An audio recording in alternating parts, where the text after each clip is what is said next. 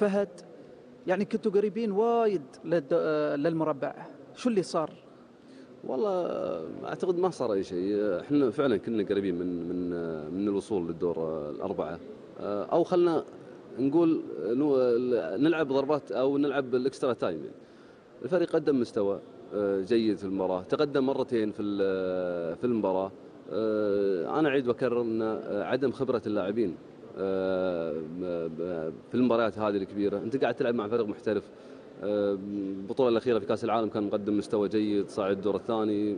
أغلب يعني خلينا نقول لعيبته أغلبهم المحترفين خارج اليابان.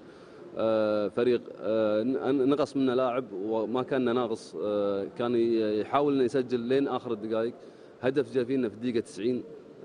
مو معناته يمكن أنكم ما عرفتوا تستغلون الفرصة؟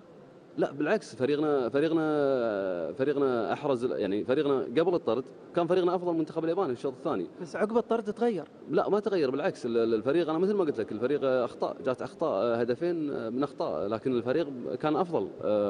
انا اشوف فريقنا كان افضل.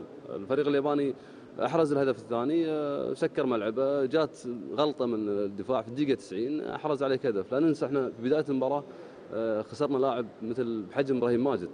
اللاعب اللي كان اللي جاء بعد ابراهيم ماجد اللاعب خالد مفتاح، لاعب من اللعيبه الصغار عندنا فريق الشباب. فيعني خلينا نقول الله يعطيك العافيه. انا اشكر صراحه اللاعبين. منو يتحمل الخساره؟